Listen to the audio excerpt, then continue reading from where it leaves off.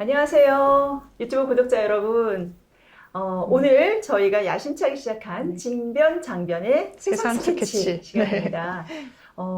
제 소개부터 먼저 드릴게요. 저는 변호사 21년 차 진형애 변호사입니다. 반갑습니다. 안녕하세요. 저는 장윤미 변호사라고 하고요. 기자를 한 7년 정도 했고 변호사는 9년 차 접어든 변호사입니다. 여러분과 재밌는 유튜브 만들어가고 싶습니다.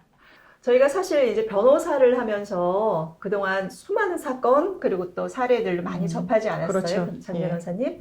근데 사실 변호사가 다루는 어떤 사건이라고는 굉장히 딱딱하게 느껴지시겠지만 결국은 이게 우리의 인생 사에 아주 특별한 이벤트 또는 아주 평범한 이벤트가 결국은 어떤 이것이 법정까지 오게 되거나 또는 법정까지는 아니다 하더라도 자기 인생에 정말 잊지 못할 하나의 사건과 또 하나의 경험이 되는 경우들이 참 많지요. 그래서 저희가 가지고 있는 이 변호사로서의 경험을 저희만의 것으로 할 수는 없다라는 생각으로, 그리고 사실은 또 나아가서 우리 이 방송을 보시는 많은 분들에게 저희가 가지고 있는 이 지식들과 또 경험치를 유용하게 함께 나누고자 하는 마음으로 이 방송을 만들었습니다. 네. 저도 여러분들께 뭐 사건을 이렇게 수행했던 것 중에서 이런 건 정말 팁으로 드리고 싶다. 이런 건 같이 알면 너무 좋겠다라는 부분도 있고 많은 부분을 함께 이야기하는 정말 같이 만들어가는 유튜버가 됐으면 정말 좋겠습니다. 그럼 오늘 저희가 사실은 네. 되게 첫 번째 시작하는 내용인데 어떤 주제로 하면 가장 많은 분들이 공감할 수 있을까 고민을 한번 해봤는데요. 일단 지금이 시즌이니만큼 좀 있으면 한 4월, 5월 되면 이제 본격적으로 결혼을 하는 결혼 많은 시즌이죠. 커플들이 네. 많이 생기는 시즌이잖아요. 네. 그리고 이제 지금쯤이면 그런 결혼을 본격적으로 준비하거나 아니면 나 지금 정말 결혼을 결심하는 그런 결혼에 대한 본격적 고민을 하시는 분들을 위해서 저희가 인생의 가장 큰 화두이자 이벤트인 결혼에 대한 것부터 먼저 시작을 해보려고 해요. 좋아요. 그런데 예. 저희는 또 변호사인데 행복한 결혼은 사실은 저희가 드릴 말씀이 없죠. 그거는 주례사로 충분하지 않겠어요? 네. 그래서 저희가 오늘 드리고 싶은 결혼의 첫 번째 화두는 바로 이런 결혼 절대 하지 마. 네. 입니다. 자, 일단 이 제목에서 보시는 것처럼 이런 결혼 절대 하지 마. 보통은 요새 결혼을 하라고 부추겨도 부족할 판인데 이런 결혼을 절대 하지 말라고 하다니 무슨 말씀이신가 궁금해 하실 수 있을 것 같은데요. 이런 부제를 붙인 거는 저희가 첫 주제를 정말 고민을 많이 했어요. 그런데 요즘 결혼을 많이 안 하기도 하지만 하시는 분들 이왕 하셨으면 정말 불행한 결혼을 저희가 많이 봅니다. 이혼 소송도 하고 그러면 차라리 안 하시는 게 낫지 않았을까? 아니면 전조 증세가 분명히 있는데 이런 부분과 관련해서 미리 대비할 수 있지 않았을까? 이런 부분이 저희한테도 현실적인 고민이고 그래서 이걸 주제로 같이 이야기를 풀어나가면 정말 좋겠다라는 생각이 들었고 그리고 법률적으로도 어떤 문제들이 생길 수 있고 기타 등등 또 변호사님이 살아오시면서 겪은 결혼 생활 저 역시 뭔가 노하우 이런 부분을 같이 좀 이야기를 나눠보면 좋을 것 같아요. 근데 진짜 실제로 결혼을 이미 한 상황에서라면 이게 참 대략 난감할 수 있지만 그 전에 지금 이제 말씀드린 것처럼 결혼을 고민하고 있고 내가 지금 현재 이런 상황인데 이 결혼 그래도 밀고 나가는 게 맞아? 라고 생각하시는 분들도 분명히 계실 거예요. 그래서 저희가 오늘 이런 결혼 절대 하지 마 중에서도 아직까지는 결혼에 이르기 전 단계, 즉 연애를 하거나 또는 결혼을 전제로 교제를 하시는 상황에서 이런 전조 증상이 있을 경우에 고민하시는 분들에게 유용한 팁이 되지 않을까 하는 그런 내용부터 먼저 시작해 보도록 할게요. 변호사님, 우리가 사실 변호사로서 상담하다가 이런 전조 증상이 이미 연애시나 또는 결혼을 앞두고 뭐 준비를 하는 상황에서 분명히 있었으면 이거 좀 위험해 라고 하실 수 있는 게 무슨 상황이 있었을까요? 그러니까 요즘 남녀차별이 많이 사라졌다라고 하더라도 일단 가정이란 건 굉장히 내밀한 공간이에요. 내밀한 공간이다 보니까 이게 남녀의 또 물리력 차이라는 게 있지 않겠습니까? 정말 감정이 많이 상하는 일도 생활을 하면서 많이 빈번하게 발생을 하고 그럼 정말 티격태격했을 때 의외로 가정폭력이 그렇게 적지 않습니다. 바로 내 주변에서 이웃에서 발생할 수 있는 일인데 가정폭력. 이런 가정폭력이 그렇다면 결혼 이후에 그냥 본격화되는 것이냐? 별로 그렇진 않거든요.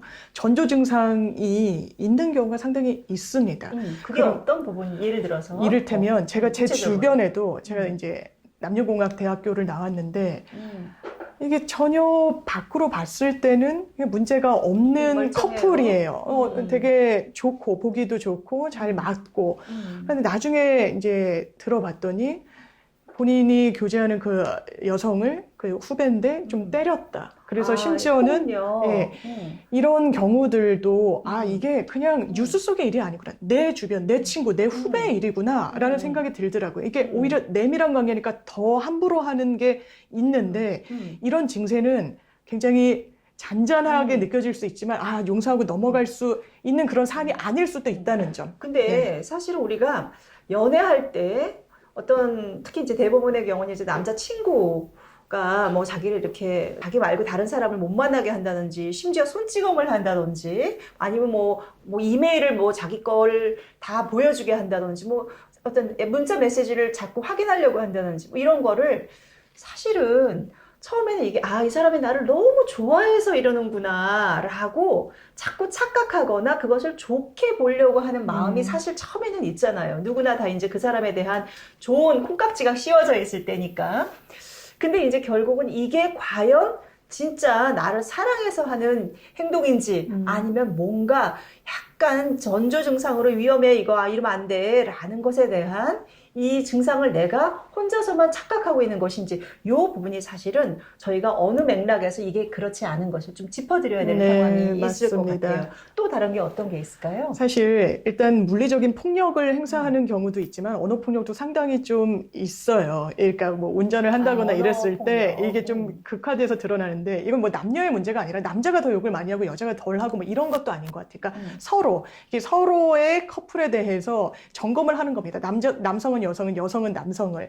근데 저도 제 개인적인 얘기를 하자면 운전하고 이럴 때 굉장히 화가 나요. 그러니까 이걸 뭐 분석한 걸 봤더니 상대방 운전자 얼굴이 일단 안 보이고 하니까 되게 함부로 좀 할 수도 있다라고 하는데. 맞아요. 예. 운전할 때 갑자기 다른 사람으로 지킬 박사가 하이드가 되는 그런 경우들이 있죠. 예, 그래서 막 사람들한테 맞습니다. 막 욕하고 네. 뭐 막 심지어 막 심하게 막 보복 운전하면서 앞에 가가지고 막 싸우려고 덤벼들고 네. 정말 이런 경우는 제가 봤을 때는 진짜 이 사람이 그냥 순간적인 울분이나 충동이 아닌 것 같다는 생각이 들 때가 되게 많아요. 맞아요. 이거 이게 되게 약간 진짜 중요한 성적인 부분도 있는데 저도 약간 할 말이 없는 게 제가 제 얘기라고 말씀을 드린 게 제가 운전할 때 너무 화를 내니까 그때 이제 연애하고 변호사님이 이랬을 직접 때 화를 내신다고요? 예, 제가 화를 운전할 내니까 저희 남편이 이제 해병대를 나왔는데 제가 화를 내는 거 보고 해병대 선임 정도로 화를 낸다 이런 얘기를 듣고 주의해야 되겠다라는 생각을 하기도 했는데 이런 정도를 좀 넘을 수 없다면 이거는 정답이 있지 않을 수도 있어요. 그러니까 정말 범죄로까지 가는 그런 폭행, 물리적인 폭력이 아니라면 이런 전조 증세들을 내가 정말 뛰어넘을 수 있는가? 이 사람과 계속해서 관계를 유지할 만한 부분인가? 이런 성정이 이거는 정말 체크리스트에 두고 체크를 하셔야 되는 부분이다라는 말씀을 드리고 싶어요. 맞아요. 사실은 저는 아까 그 운전할 때 이 사람이 보여주는 평소와는 전혀 다른 돌변하는 그런 행동들이 그 부분이 일종의 운전 습관에서도 좀 감을 잡을 수 있지 않나 하는 생각이 들어요. 왜냐하면 우리가 평소 사람들을 대면했었을 때는 솔직히 말해서 진짜 막말로 정말 미치지 않고서야 그 사람한테 대놓고 막 이상한 행동을 하거나 욕설을 할 정도의 그런 비정상적인 상황은 별로 없잖아요. 근데 이제 자기만의 차, 그리고 상대방이 보이지 않는 다른 이 공간에서의 그 사람한테 보이는 어떤 과도한 분노 조절 장애 같은 행동들, 또 그 사람에 대한 어떤 욕설, 또 근데 그게 문제는 옆 사람의 내 가족 또는 내 여자친구가 타고 있어. 근데 그 사람한테도 아랑곳하지 않고 막 그 사람한테 어떤 그 분노를 막 쏟아내고 하는 거는 사실은 저는 그 운전에서 보여주는 어떤 습관에서 어느 정도의 전조적인 증상으로 저는 감을 잡을 수 있는 게 아닌가 하는 생각을 굉장히 많이 해요.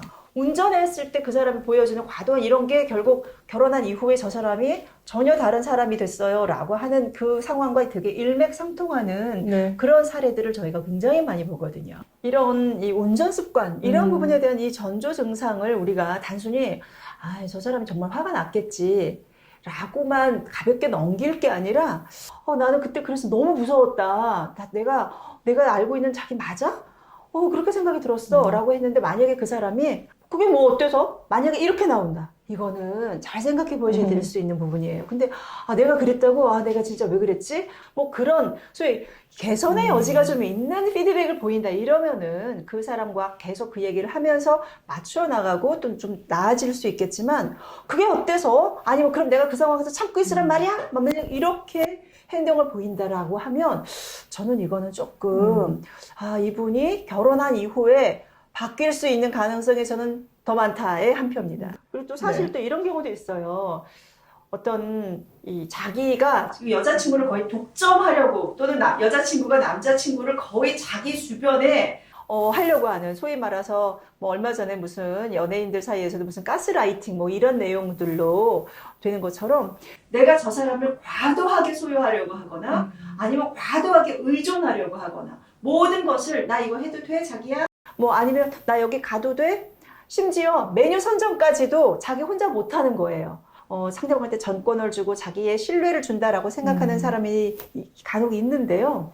사실은 둘 다 과도한 독점욕도 또 과도한 의존 상태도 제가 봤을 땐 절대 이런 결혼하면 건강한 상태로 자기 스스로의 행복한 결혼하기 쉽지 않아요. 제 주변에도 보면 이게 정말 남녀의 문제가 아니라 전화를 안 받아요, 자기 남자친구가. 그래서 제 지인이 어떻게 했냐면 일단 집을 아니까요. 집 앞에 갑니다. 밤을 새워요. 안 들어오니까. 그리고 전화를 정말 밤새워서 막 미친 듯이 하는 거예요. 무섭다. 네, 그러니까 그 커플은 온전히 계속 갈 수는 없지만 요즘은요, 이런 게 다 범죄로 규율이 됩니다. 이게 스토킹 처벌법도 계속해서 원하지 않는데 뭐 접근하지 말라는 그런 취지가 또 있잖아요. 그리고 건강하지 않은 거예요. 일단 관계는요, 제가 내린 결론은 남녀 관계든 뭐 회사에서 직장 동료든 너무 많은 기대를 서로 하지 않는 거예요. 그러니까 너무 많은 기대를 하지 않고 또 상처받을 준비도 하고 안 되면 말고라는 제가 그 문구를 되게 좋아하는데 양자 사이에는 이 바람이 소통할 수 있는 그런 공간이 열려 있어야 서로 숨을 쉰다라는 생각이 좀 듭니다. 그건 특히 남녀 관계, 특히 또 연애할 때는 정말 그런 것 같아요.